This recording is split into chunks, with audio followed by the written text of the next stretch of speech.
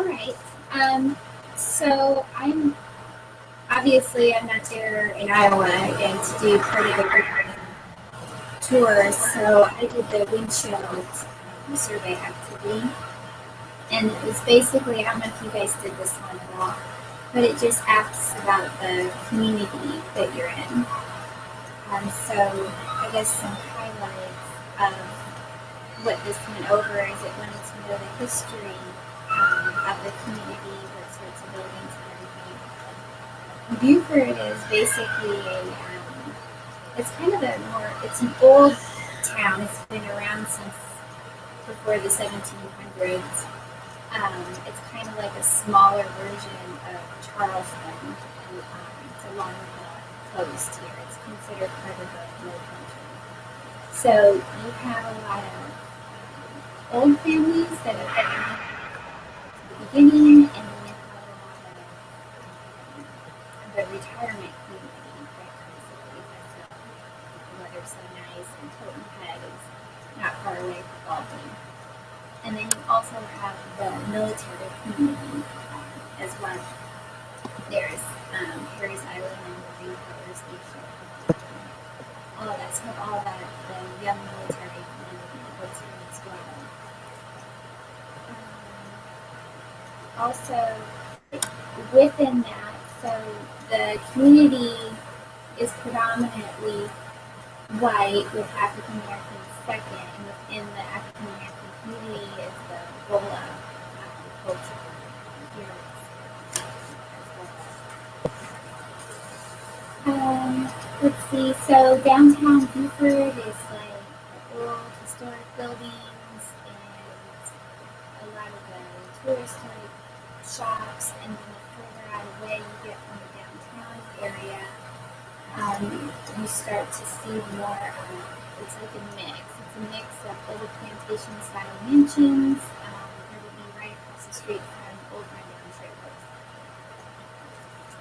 I think a lot of that is Buford has a lot of old wealth and it brings in a lot of new wealth, and it makes the cost of living high for some of the people that are native to the area. Transportation, most of the people here basically walk and drive. You do see some people on bikes, but not like you do in Iowa. But there's a lot of walkers and a lot of cars here. I haven't really seen any buses except for the school buses as far as public transportation. And then I think you've got Uber around here too. Politics and government, sign of political activity. During the election, you would see signs around the area, but as far as protesting and demonstrations, you didn't really see a lot of that here. It asks about communications. A lot of the communication around here has to do, the town has a Facebook page like everywhere else that gets a lot of information out. There's a local newspaper. There's a common area downtown in the waterfront parks that posts a lot of information. And then the sheriff's department has a text messaging service available to convey emergency management stuff. The schools here, the public schools are in really good condition. Some schools are better than others. There's a lot of private schools here. There's Catholic schools and other Christian schools, and we also have charter schools as well. Several of those. And we have a Montessori school, and one that's based towards the STEM program. And so there's several options available. There's a few libraries here, and they're all they're not small or anything. We have a lot of programs, especially for the kids throughout the year. Recreation, it asks where the children play. There's a couple of parks. The parks aren't as predominant here as they are back home. Buford's more geared towards the for older, middle-aged and older adults, not so much for the kids. But there is the beach, swimming, fishing. There's, let's see, swimming and fishing, and I've lost the rest of my sheet, so I'm just going to have to read this. The teenagers in the area, there's not a lot for them to do really. I mean, there's literally like no place or anything. There's a building alley, and some other things.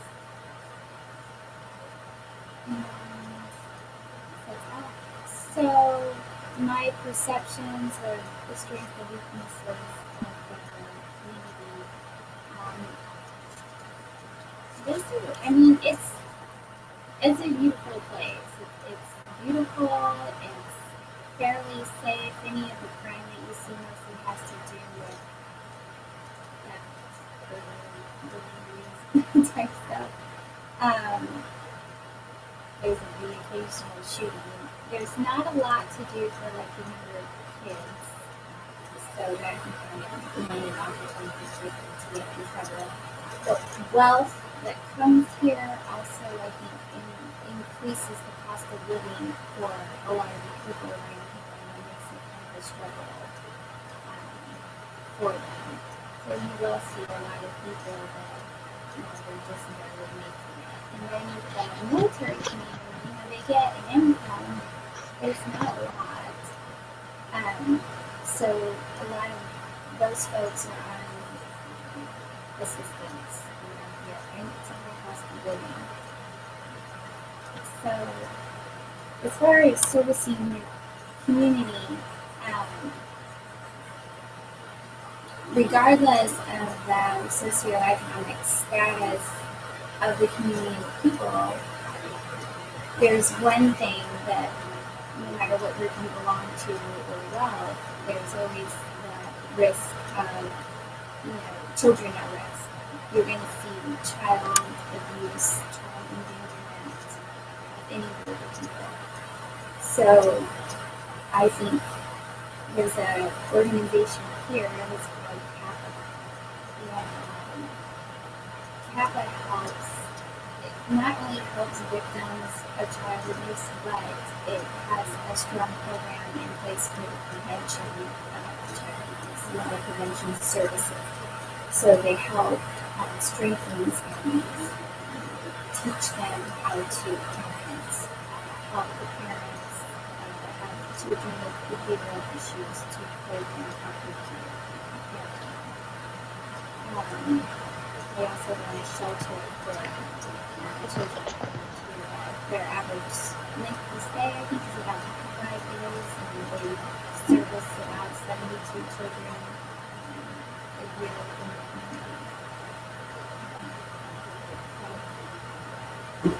I don't know what else to add. Oh, sounds good. You guys want to go ahead? We'll all be volunteering, besides you, Shauna. We'll all be volunteering at Freedom for Youth, correct? Everyone can make that? Okay, well, do you guys want to talk about how we felt about the tour, or talk about our surveys first? What do you guys want to do? Either one's fine.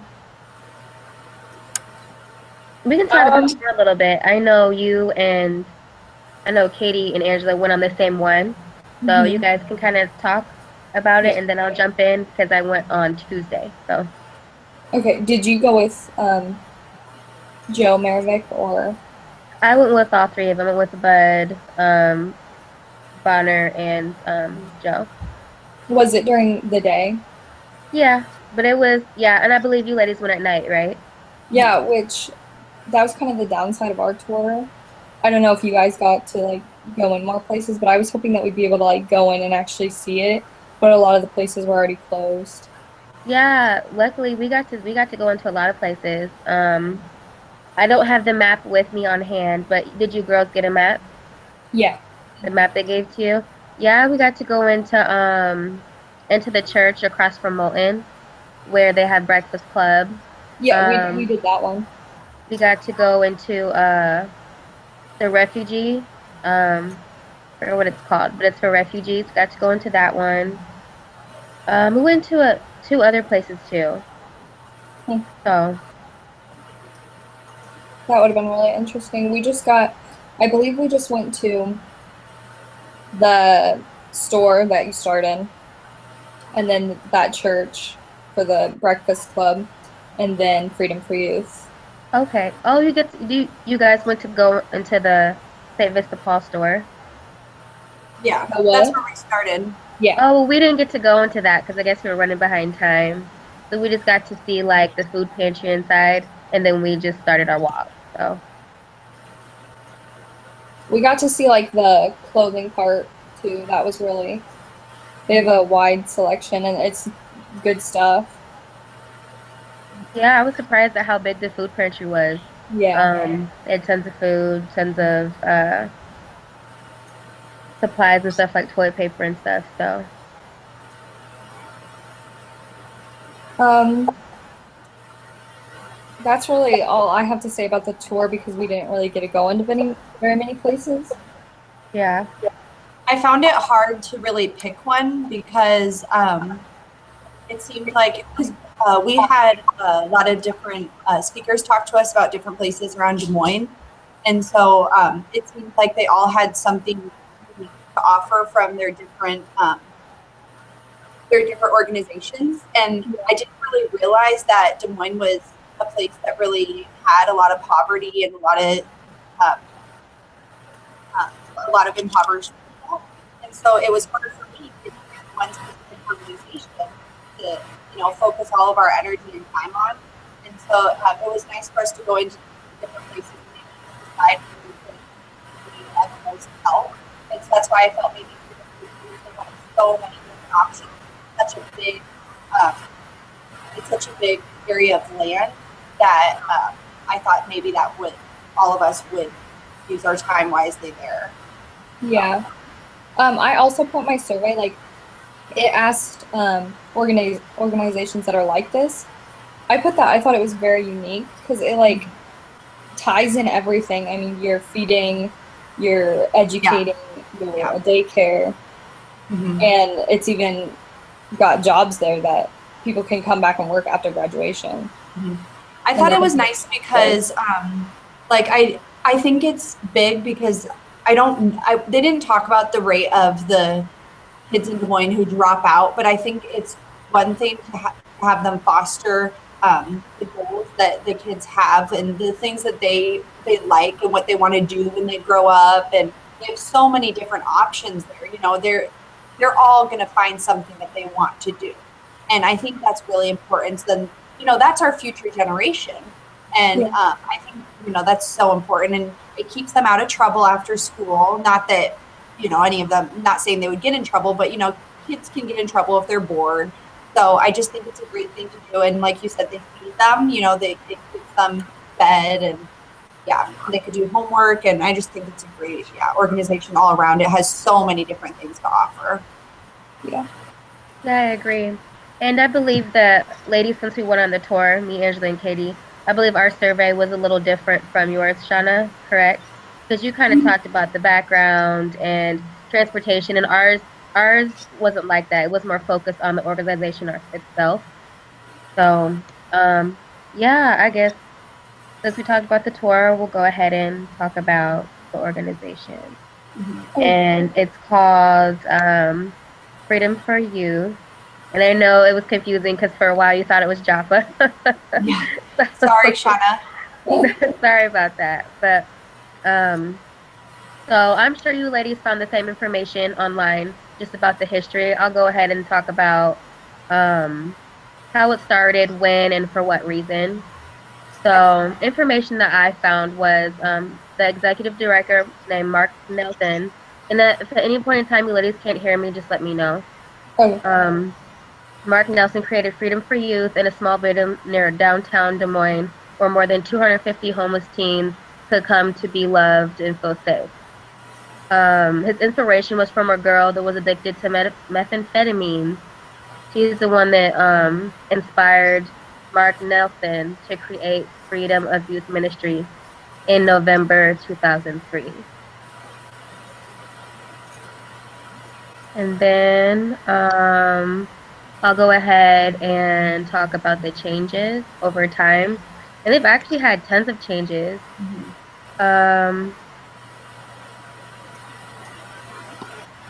So this is the changes for boys and young men. So in 2005, the Promise House was made for young adult men. And then a year later, in 2006, they got a 6-acre property in the inner city of Des Moines, kind of like where we took the tour at. And then it wasn't initially created, but it went under reservations in 2007 to make it better. And it fosters elementary and high school programs. The campus includes buildings for woodworking, welding, auto mechanics, art, and culinary training and computers. And of course, worship, because Freedom for Youth, it is also faith-based, Christian-based. And for girls, the changes over time. In 2009 and 2010, they opened a 5,000 square foot home for young women. And then in 2011, they found the Freedom Blend Coffee, which I'm sure you girls know about. And Shauna, that's a coffee business that Freedom of Youth has created for these young adults. And then after that, in April 2014, sorry, I'm reading. They just recently purchased their car wash. And right now it's getting renovated. And soon they'll be using that as another outlet for employment for the young adults. And then right now in 2016, they have a construction service, which also provides employment. So right now they basically have 3. They have the coffee blends. They have the car wash, which is going to be up and running, and then the construction service. And then currently there are 500 youth participants in all of these programs.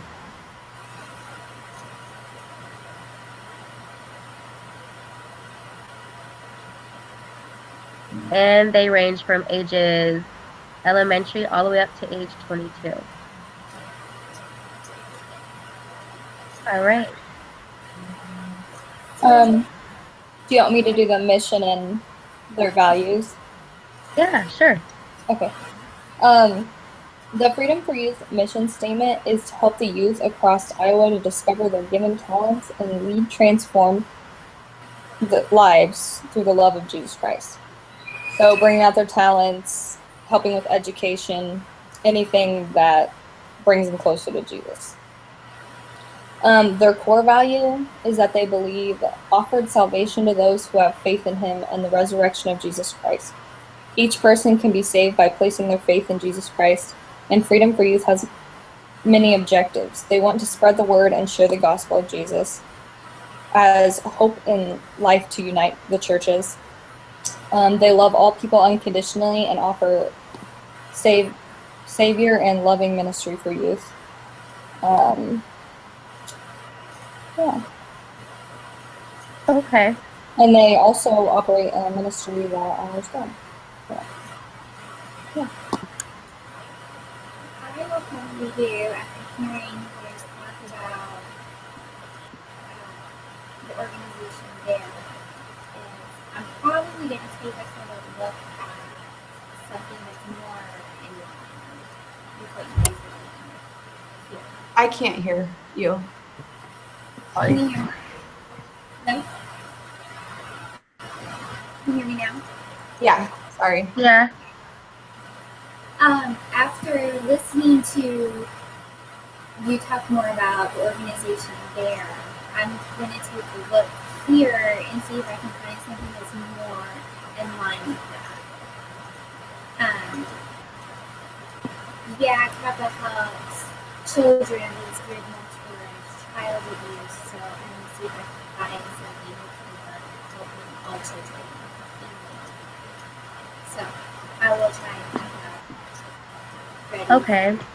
And I think if it's any organization that just deals with children, because like I know you said, there's not much of a child population there.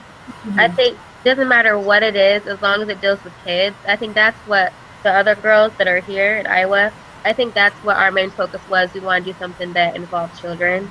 Yeah. So I don't have any children of my own, but you know, that's our future. So we all like kids. So yeah, anything that involves that, I'm sure it'd be fine. Is that it?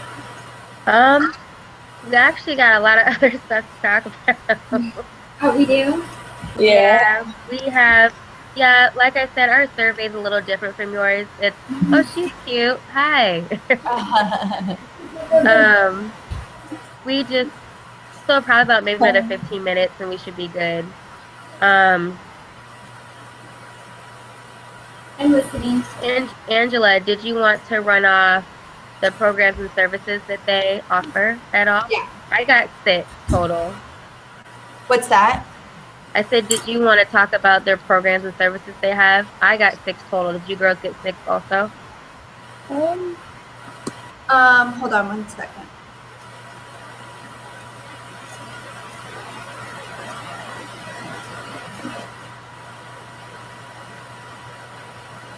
Yeah, the programs I had were the ones you kind of already mentioned, Jessica. Well, I talked about I talked about the after school programs like the Whiz Kids and the Discovery. Yeah, the Whiz Kids, the Discovery, which it's the same program, but it's just for different ages. So those are both faith-based programs where you learn about God. Whiz Kids is, I believe, the younger group. Discovery is the older group. They also have Journey. Sorry, they also have Yeah, Journey that's for high school. for high school. Yeah. Okay. Yep. Yep. And then they also have so like I don't know if you consider those programs, but they have different specific like buildings. They have like a building for art where they do like ceramics, any sort of art related things, and then they go into the community and they sell those art projects, and they get to keep 50% of those proceeds. They have, you talked about like welding and metalling. They do that. They have a wood shop where they can build just like basic things like birdhouses, stuff like that. They have a bike shop. She also said that they bring in cars, like they'll come in and work on cars. Their coffee shop is currently being renovated, and they're having a bigger coffee shop, and they're going to actually employ the kids to work in the coffee shop. So it's more than what they're just doing now, where they just brew the coffee. They're going to actually like brew it, serve it. They're going to serve food there. It's going to be possibly the biggest coffee shop in Des Moines. So that's huge for them. They do, like we said, they serve the food. I'm trying to think if I'm forgetting one. And then they just have basic like sports and outdoor activities. The other one that I got, it's called Transitions, and it's for an older group that doesn't really target children, but it targets 18 to 22-year-olds.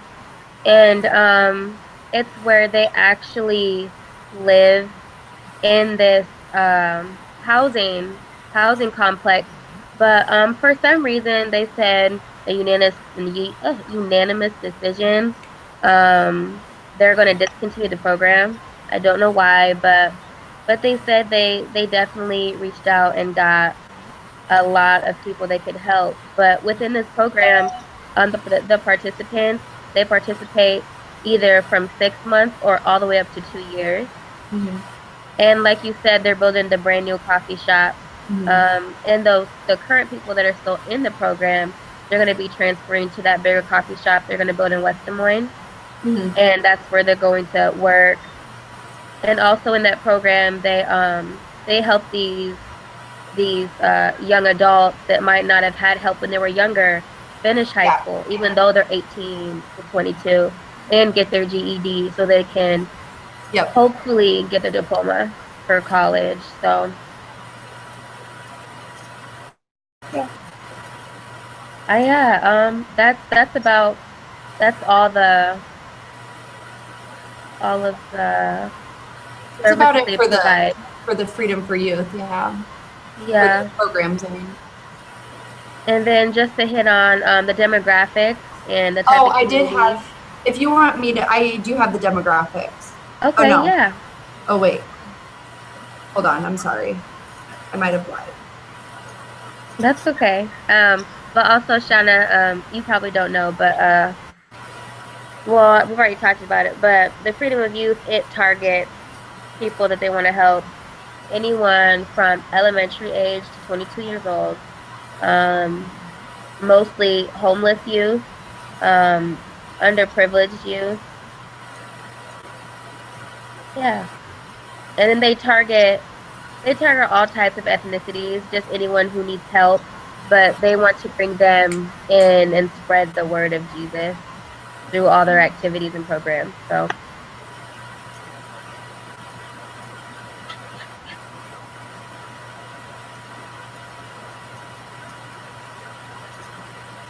and then for I got the demographics, but the demographics they actually they target the urban and inner city. So that'd be Des Moines, East Des Moines, um, Center Des Moines, which is like Ingersoll, and also Yeah. Johnston. And then rural areas, there are little towns that called Huxley, Knoxville, Mitchellville, Perry, Stewart, Winterset.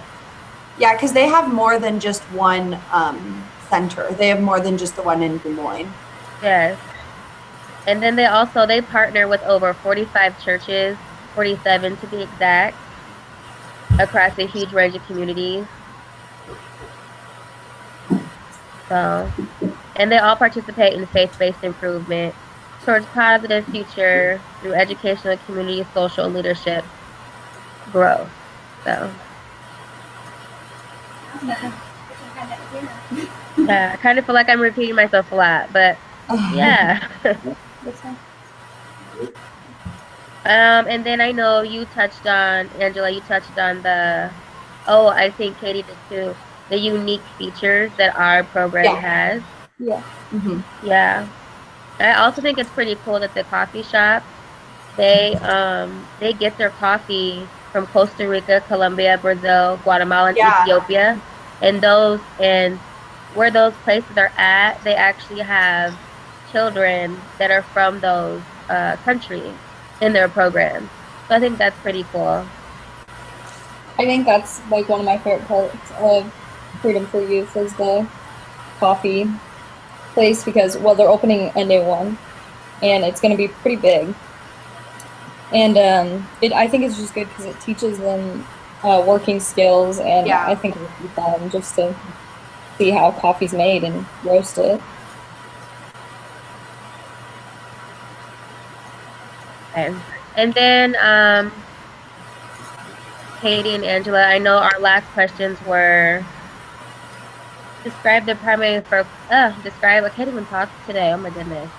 Describe the primary focus of your team servant leadership project. And then what needs are we meeting and how? So like we said, go ahead. I was just gonna say we kind of touched on that in the beginning that we kind of want to help children because that's our future generation. We talked about how Freedom for Youth has so many unique qualities and how there were a lot to pick from, but we felt that when you have to essentially pick one over the others, it's nice to pick one with so many unique qualities and so much to offer. So I guess maybe our objectives are just to help foster the youth of the Des Moines, in the Des Moines area, maybe get to know some of the kiddos there and just help them with whatever they need. Just give them a friend is kind of what I was going for and what I put down. I totally agree. They also said that they're like way understaffed. Yeah. Like there's so many more kids, so I just put that in there that we'd be adding to the staff, which would help them with whatever. Yeah. And then What? I said your guys' sheet is way different from mine. Yeah. Yeah. Like, I didn't have those questions. When you were talking about objectives, that's why I was confused because the windshield survey has nothing about that. Well, the windshield survey took place of the Riverbend tour, but then we also had to do the community partner research survey. Yeah. That was in addition to the windshield survey or the Riverbend tour. Mm-hmm. I must have missed that.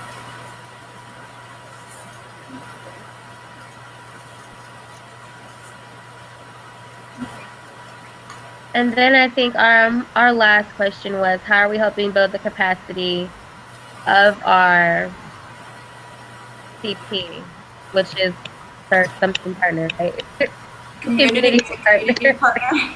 Yeah. Sometimes I don't know those little acronyms. Yeah. I'm just gonna say mine real quick, and I'm sure you girls can agree. Just being able to be a stable advocate and mentor our future with education while providing consistency and love. And then just overall providing safe and loving relationships between us, the volunteers and adults, and the growing youth, and actively and consistently showing youth that they are worthy of love, safety, and fun. So, yeah, that's what I thought. I agree. But yeah, I'm sorry guys. I feel like it was kind of difficult since us three had to do something different than her. We're kind of like, because Shauna, when you were explaining yours, I was like, transportation, what? Like, I'm confused. Buses, why? Yes, community and transportation and safety, politics and government. So Yeah, that's like I didn't see that. So when I get done here, I'll have to go take a look at that other sheet, the community partner one. I don't know how I missed that, Okay. And now, guys, I think the hardest part after this is going to know how to upload the video link to send it in the Dropbox. Yeah. So, do we each send it in, or does just Shauna send it in? yeah, I think I just. Yeah, I think because it said team captains on the Dropbox one. And I gave you guys an opportunity to take over as team captain. yeah. Well, I think you're doing a great job. So you're just far away. That's all. Yeah. All right. Thanks for talking. Yeah. Nice to finally meet you, ladies. Nice to meet you guys. Bye. Bye. Bye. Bye.